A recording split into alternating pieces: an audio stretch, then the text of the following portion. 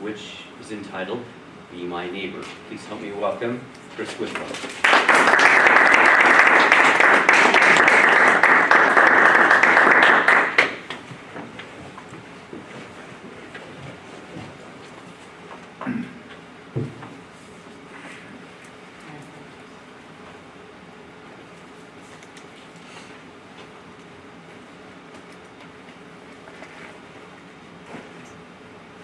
It's a beautiful day in the neighborhood, a beautiful day for a neighbor. Could you be mine?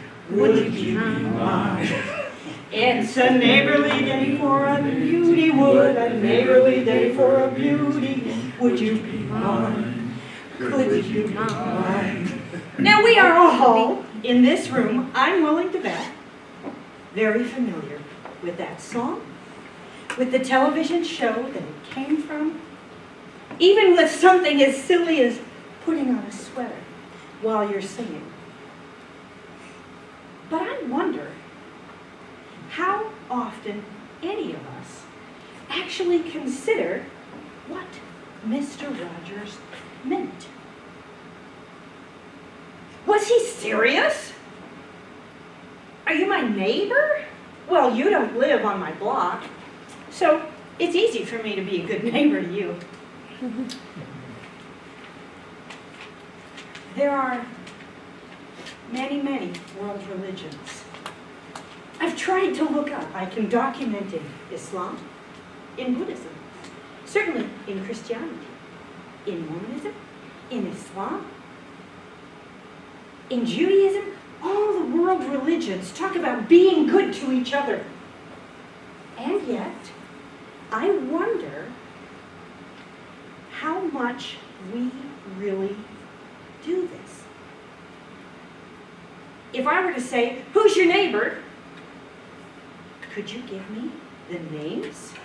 Linda, could you pass out my little handout? You're going to need a pen if you don't have one. Linda has some. We are going to take 3 to 4 minutes after everyone has the paper, and we're going to look at your neighbors.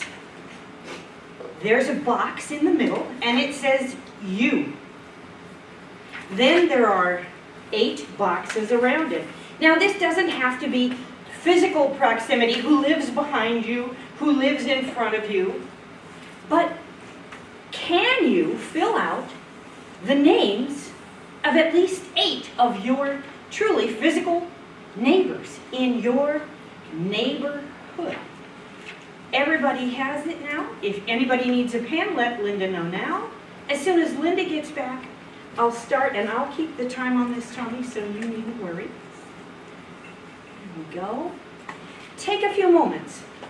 Fill out your sheet.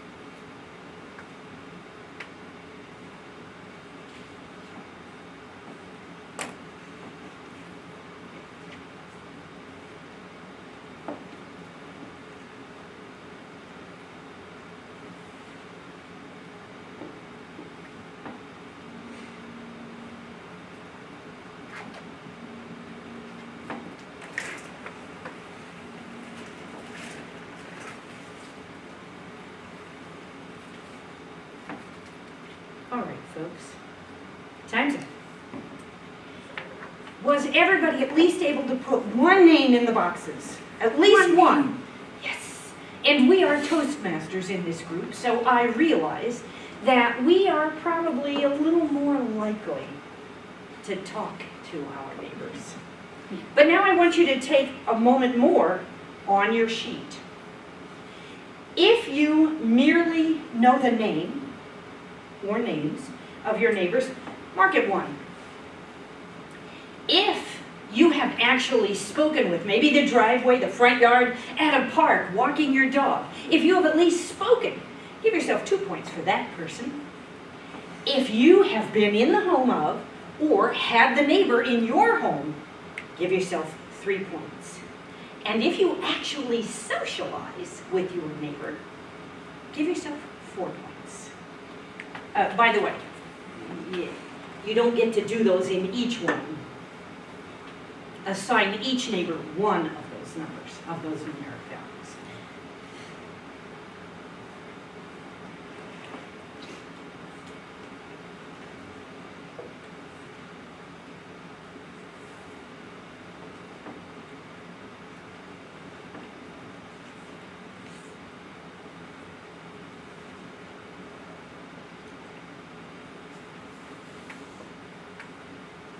Ah, good, and I see people adding those numbers up. You've got the right idea.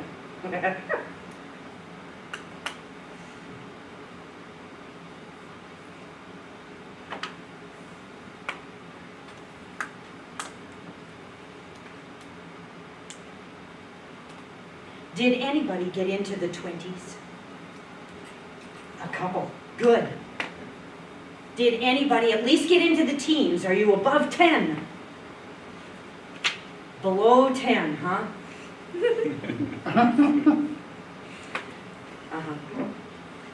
If I said, today, when you go home, you have a homework assignment, I want you to go, one of your neighbors, when you see them, go out, say hello, bring them a cup of lemonade, do whatever it takes, meet one of your neighbors.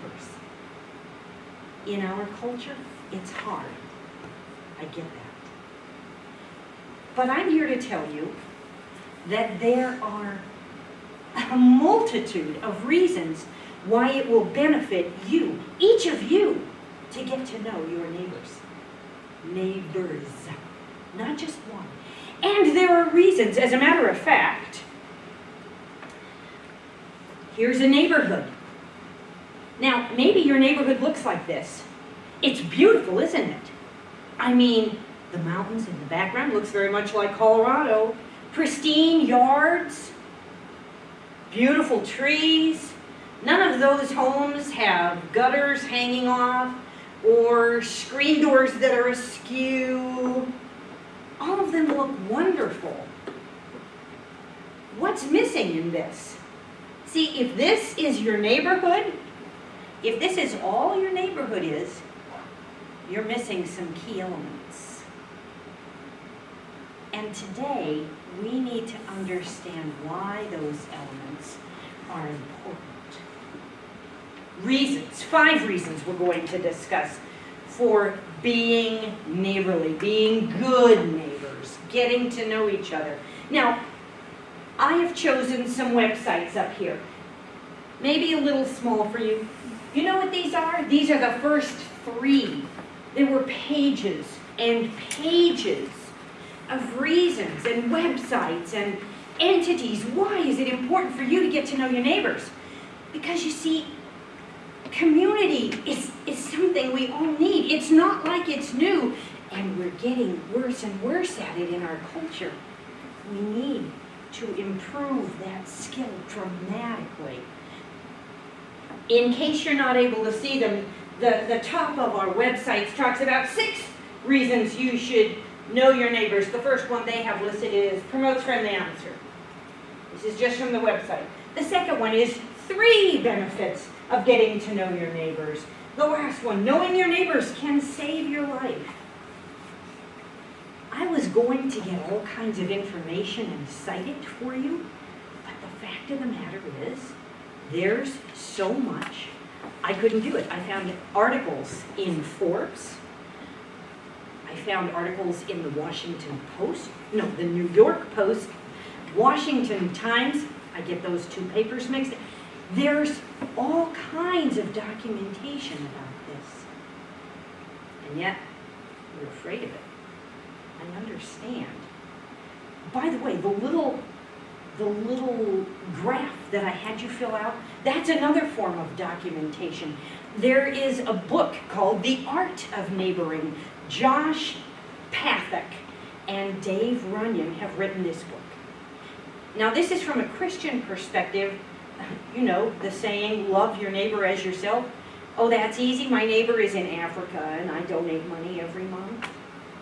That's not what they're talking about. And this is one of their activities. So there is a ton of information available. I'll help you look through it if you want after the meeting, so that you can choose which ones really work with you. So many pieces. The 5 reasons that we're going to discuss today, and I'm going to read them to you first so that you can make notes. Then we're going to go through them, and I want to make sure to summarize after. The first reason is that we end up with more peaceful, safer neighborhoods. Everybody finds that valuable. Does anybody else live near CSU? Anybody have college students who throw parties? We'll discuss peaceful neighborhoods if you've ever had to deal with that. Having a neighborhood where you know your neighbors gives you a backup for all kinds of emergencies. You'll have stories to share about each. Knowing your neighbors allows for beneficial joint ventures. It offers camaraderie and social life, either from your young years or your old years or everywhere in between. And it gives you yet another opportunity for business networking. Let's look at the first one. As you can see on the screen behind me, lots and lots of cities, communities, groups and organizations understand the need for a peaceful, safe world. There are ghettos in the United States still, and frequently the ghettos are not safe. I learned recently about an American family, well, almost all American. Dad is a native of Mexico. Turns out, Dad was illegal, got deported. Mom and 3 kids went down to Mexico as well. Now the reason Dad immigrated in the first place is because he came from a town that was a primary stakeholder for gangs down in Mexico.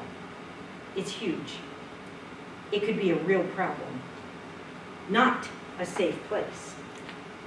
However, Mom and the 3 kids have been totally accepted. And even though this is a gang stronghold, Mom, Dad, the kids, they know they are 100% safe.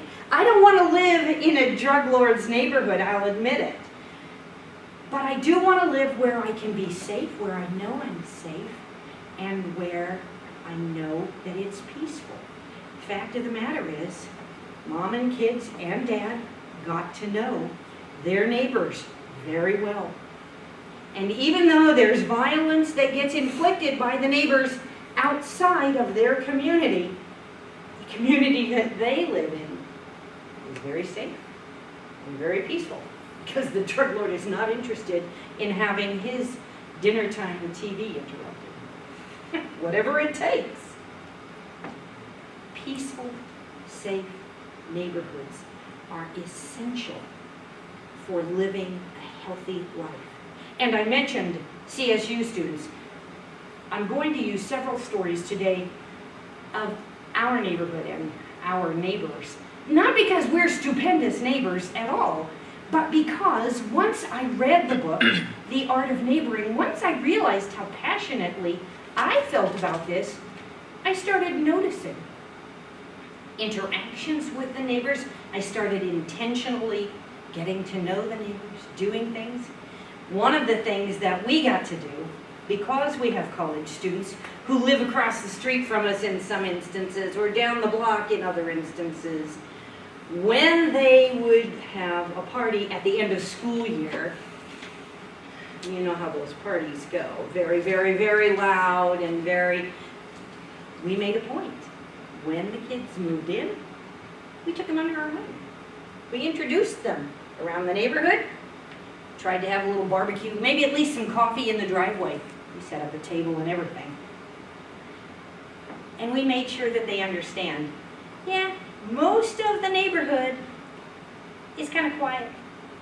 If you have a loud party, yeah, there are some neighbors who will call the police on you. Let us know if you're going to have a party. We're willing to work with you on things. As long as it stays under basic control and doesn't go extraordinarily late, we're probably going to be fine. I don't think we had one party this last year for this last school term, and that is amazing. Because before we understood about neighboring, it was a regular occurrence. Safe and peaceful neighborhoods are important for all of us. Emergency backup. Now, just to be 100% certain that you can all read this punchline, my mother wants to know if she can borrow a cup of jelly beans. Yeah, it's Mom. Raise your hand if you've ever borrowed anything from a neighbor, or even as a kid. Look at that. For people who have children now, or maybe had children when they were younger, anybody get a neighborhood babysitter who hangs with your kids when you're gone? Ooh, no. I was a neighborhood babysitter. The neighbors, when I was a kid, we had 5 kiddos next door. I got 25 cents an hour. But I'll be darned. I was there when the neighbors needed it, and there were backups in place. When Mom was sick and had to go to the hospital, the neighbors were called upon to come over and stay with us. We were okay. Nowadays, I'm aging. It's a little different. I don't think I have anyone in the room today under the age of 20. So it is safe to say, I don't think I have anyone under the age of 30 today. It is safe to say that as you age, you run into more emergencies. A friend at work fell down her back patio the other day, broke her ankle. She doesn't know her neighbors, she admitted. She was in her backyard for 40 minutes, yelling, crying out for help. No one came. No one knew. Imagine how it would be if she was able to holler over the fence, well, from the ground, help! In fact, the studies on medical instances like for stroke and heart attack, for seniors, and I'm getting there quickly, tell us that if you know your neighbors, you're going to be safer. We'll get to that. Emergency backup is an important element.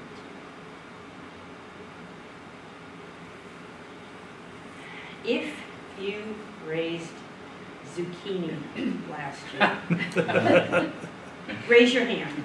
I want to know who to avoid. Okay. The fact of the matter is, we do things like that. We grow. Mary and Gary are phenomenal at tomatoes. Oh, a zucchini can grow anywhere. I can handle zucchini. On the other hand, Karen and Jason are excellent with peppers. Somehow, we can create a salsa. And if worse comes to worse and that zucchini gets to be this big, Gladys is a retired nurse who loves to bake. I can always make sure, and if the whole neighborhood goes in together, we can make sure that Gladys has enough supplies to bake 5 loaves of zucchini bread for the entire neighborhood a day. It's like that. But joint ventures, don't think just gardening. Is there something else that your neighborhood might benefit from? Does your neighborhood need a playground? Are there children who really don't have a place to ride their bikes? A joint venture for a neighborhood with children, or even with seniors, might be a local park. Maybe you can at least do a walking or a riding path in the area. There are so many opportunities. Camaraderie and social life. We have a book club. Neighbors across the street. They come over every Sunday afternoon, and we choose books that challenge all of us. Wow, I have had some of the most interesting books this year. And most of them are about things that we're all very interested in. They tend to be a little more conservative Christian. We tend to be a little more relaxed and kind of whatever. And together we have done some amazing things. We have found common ground. Now we can do things like, hey, it's Jacoby's birthday, they call. Come on over, we're doing a barbecue. Social life, it builds all of that for us. We get to know each other. It leads to a barbecue, it leads to a book club, it leads to better for you. And finally, business networking. Now, I chose these images specifically because we've done this. Gladys's son-in-law, Dave, builds fences. Our fence blew down. All right, it was embarrassing when Gladys came to us as we were trying to repair it and asked us if we thought that God hated us.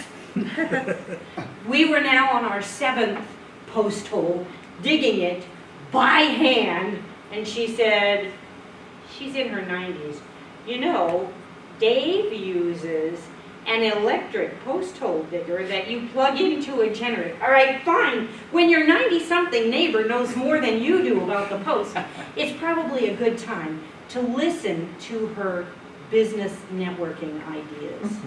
And it's not just that.